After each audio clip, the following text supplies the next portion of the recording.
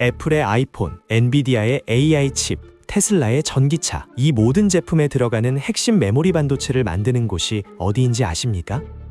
바로 삼성전자와 SK 하이닉스입니다. 더 충격적인 건 이거예요. 미국은 지금 당장 이 두 회사의 공장이 멈추면 큰일 납니다. 코로나 팬데믹 때 실제로 벌어진 일이에요. 반도체 부족으로 포드, 제너럴 모터스, 크라이슬러 공장이 줄줄이 문을 닫았습니다. 왜 그랬을까요? 한국에서 반도체가 안 들어왔기 때문이에요. 반도체를 발명한 미국이 왜 인구 5천만 명의 한국에 목숨을 걸고 있을까요? 여기에는 미국이 1980년대에 저지른 엄청난 실수가 숨어 있습니다. 그 실수가 어떻게 한국을 세계 반도체 1위로 만들었는지 지금부터 낱낱이 파헤쳐 보겠습니다.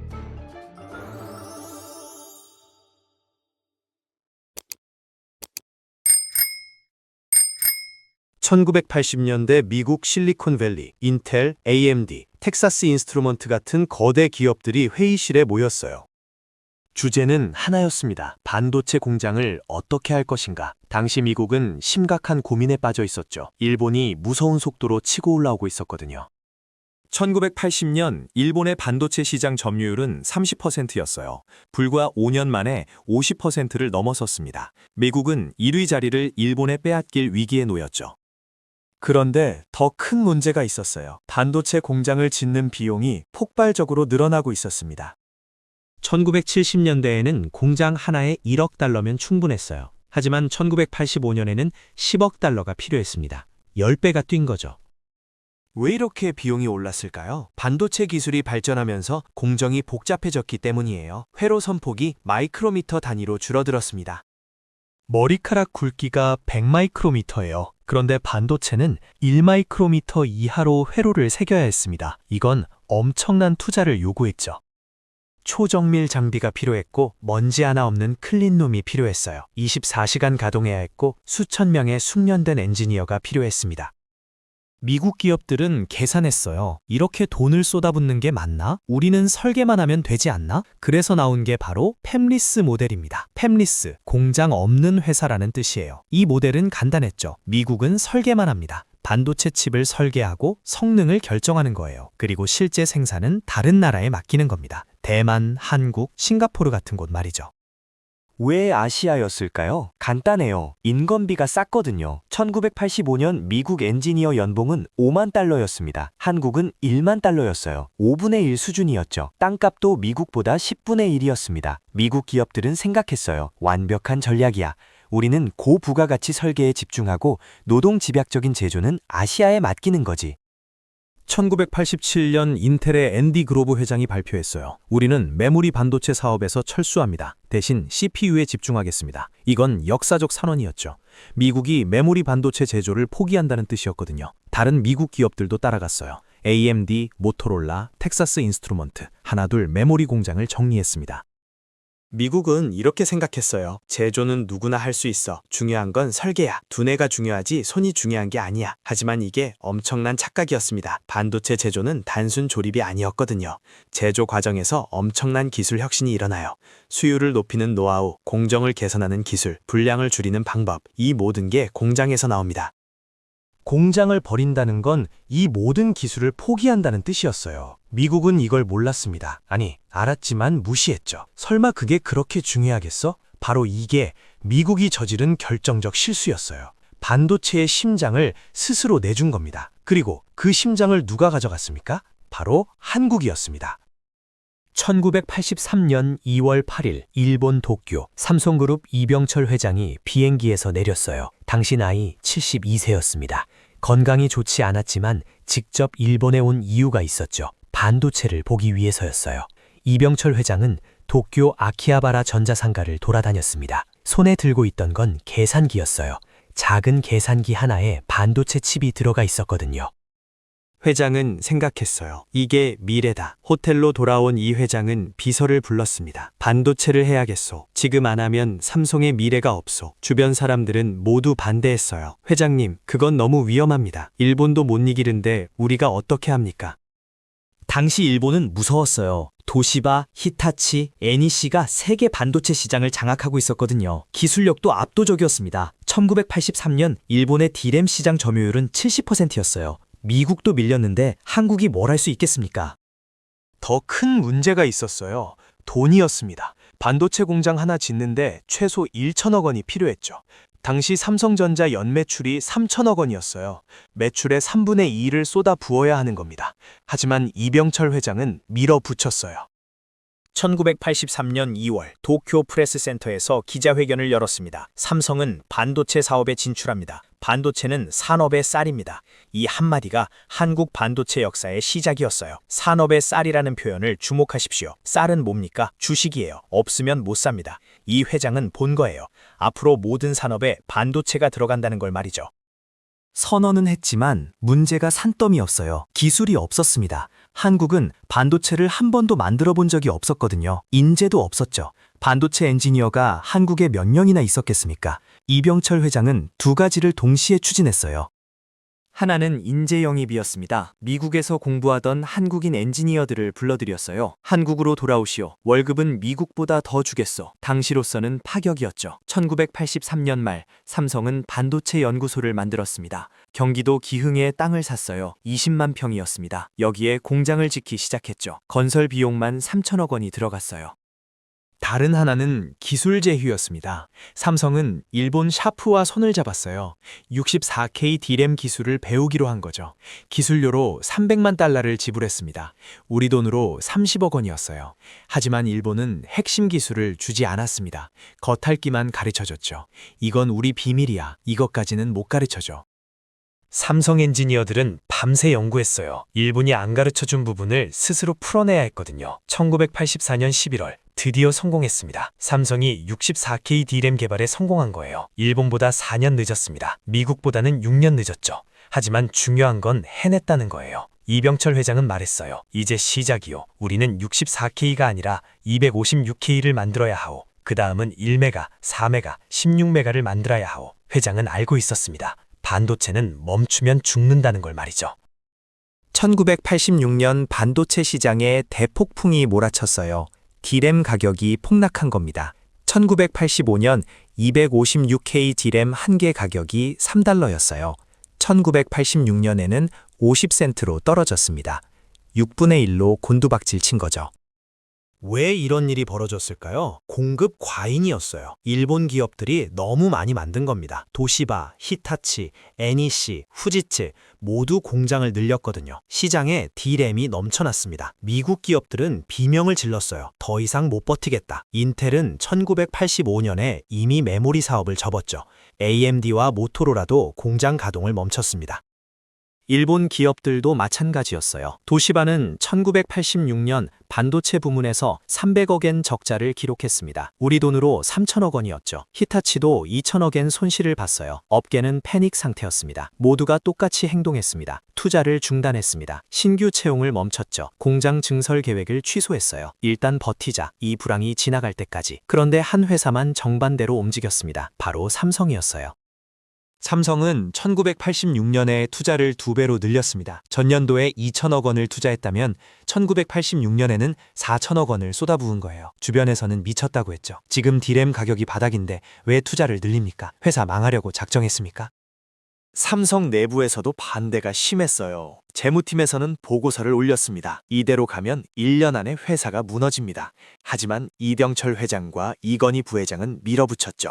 이건희 부회장은 임원회의에서 말했어요. 지금이 기회입니다. 남들이 투자 안 할 때 우리가 투자하는 겁니다. 불황은 영원하지 않습니다.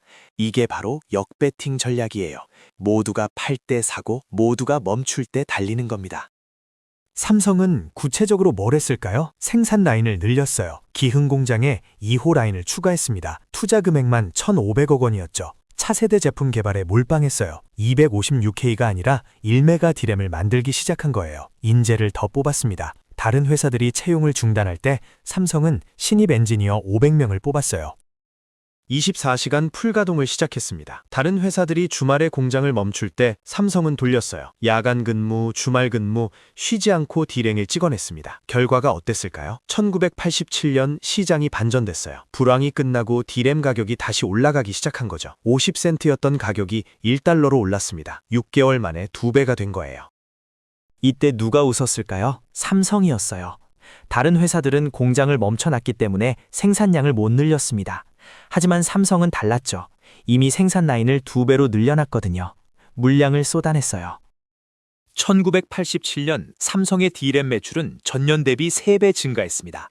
3천억 원에서 9천억 원으로 뛴 거예요. 영업이익률은 30%를 넘었죠. 1년 만에 대박이 난 겁니다. 1992년 삼성은 세계 D램 시장 1위에 올랐어요. 일본의 NEC를 제쳤습니다. 미국 인텔이 포기한 그 자리를 한국 삼성이 차지한 거죠. 불과 9년 만의 일이었어요. 이게 바로 한국 반도체의 DNA입니다. 위기를 기회로 바꾸는 역배팅 정신. 이 정신이 한국을 세계 1위로 만든 거예요. 1997년 11월 20일 대한민국이 무너졌어요. IMF 구제금융을 신청한 날이었습니다. 외환보유고가 바닥났죠. 39억 달러밖에 남지 않았거든요. 나라가 파산 직전까지 간 거예요. 기업들이 줄줄이 쓰러졌어요. 한보철강, 기아자동차, 대농, 진로, 30대 그룹 중 16개가 무너졌습니다. 실업자가 거리로 쏟아져 나왔죠. 하루 평균 300개 회사가 문을 닫았어요. 삼성도 위험했습니다. 1997년 말 삼성그룹 부채 비율은 300%였어요. 빚이 자기 자본의 3배가 넘었다는 뜻이죠. 은행들이 대출을 회수하기 시작했습니다. 당장 돈 갚으시오. 삼성 내부에서는 목소리가 나왔어요. 반도체 투자를 중단해야 합니다. 지금은 살아남는 게 먼저입니다. 실제로 삼성은 자동차 사업을 포기했죠. 건설 부문도 축소했어요. 하지만 반도체만큼은 달랐습니다. 이건희 회장이 선언했어요. 반도체 투자는 절대 멈추지 않는다. 오히려 늘린다. 1998년 IMF 한복판에서 삼성은 반도체에 6조 원을 투자했습니다.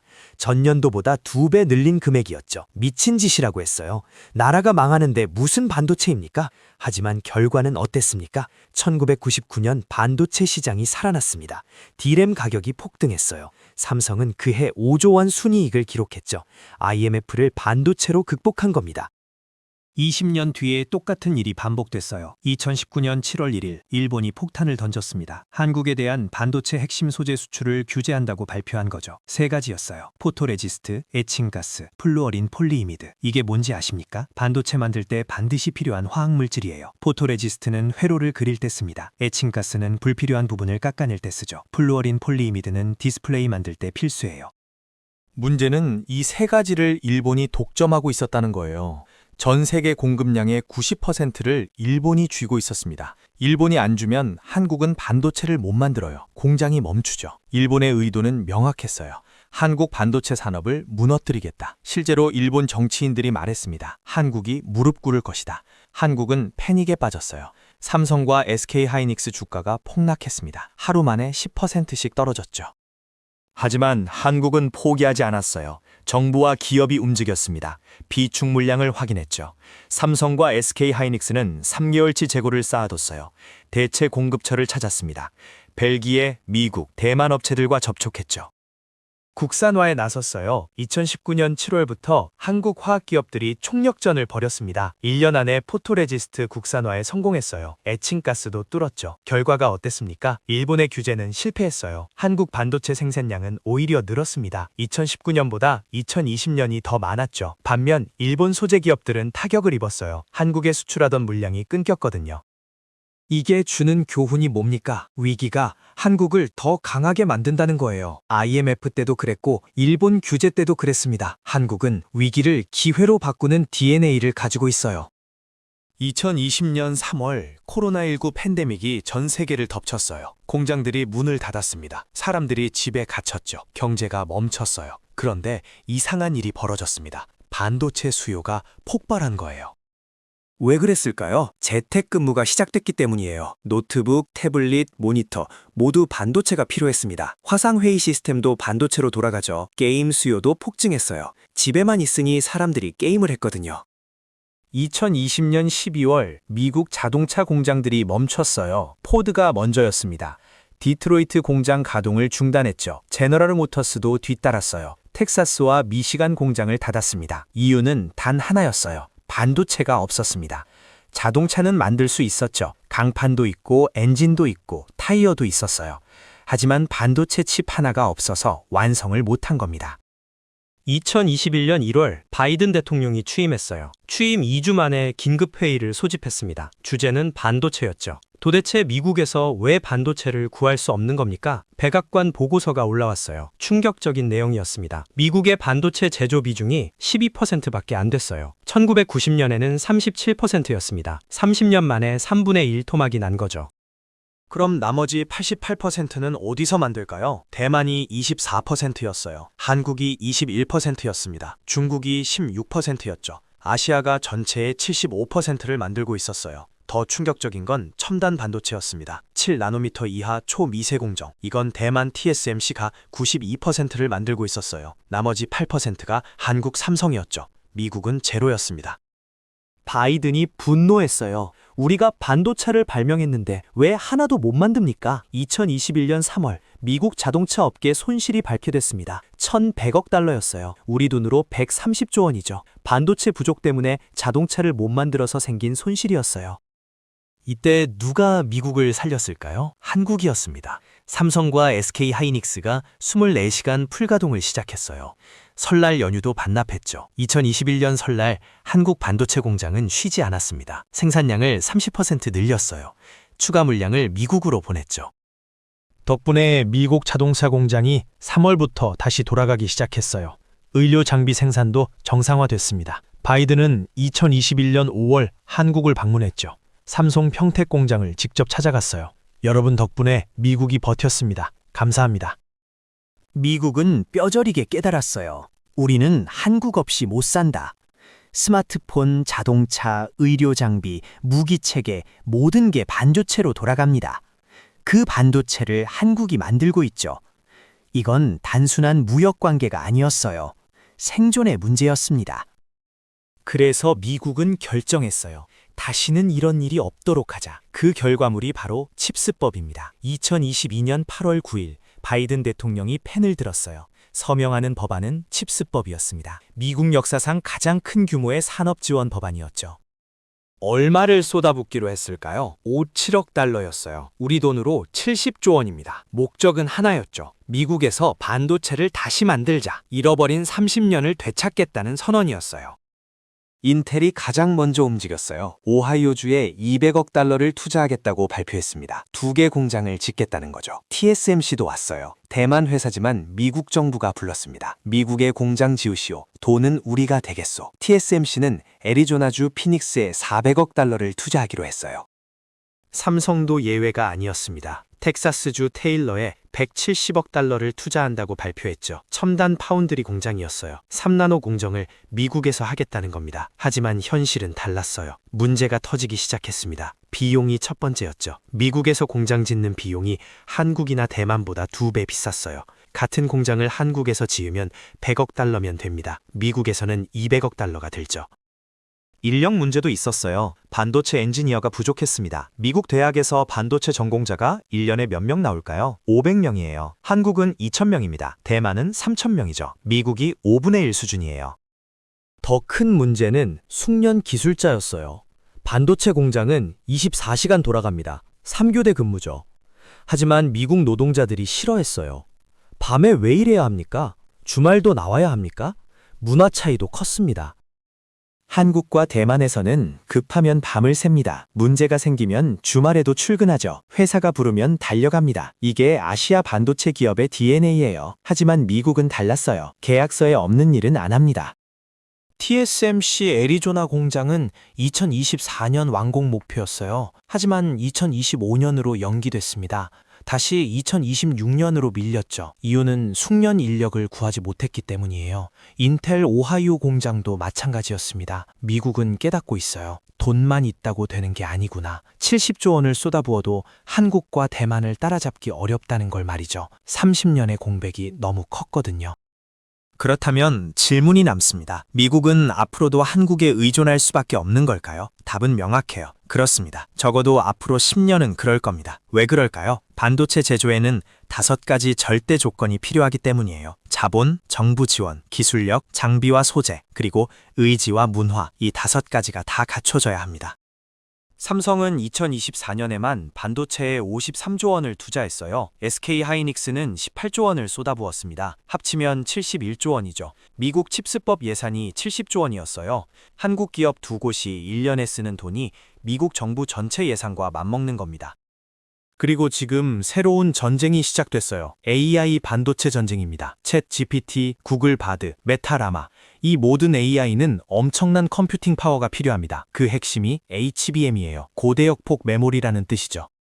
이 HBM을 누가 만들까요? SK 하이닉스가 세계 시장의 50%를 차지해요. 삼성이 40%입니다. 합치면 90%죠. 미군 마이크론이 10%예요. 엔비디아가 만드는 H100 AI 칩.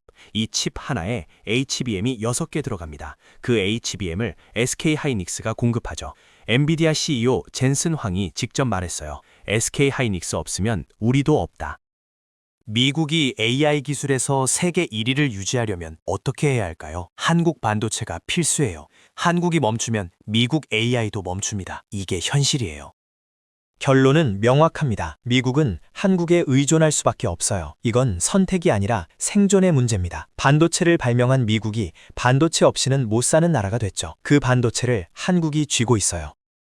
1983년 이병철 회장이 도쿄에서 했던 선언. 반도체는 산업의 쌀이다. 그 말이 40년 뒤 현실이 된 겁니다. 한국이 세계의 밥줄을 쥐고 있어요.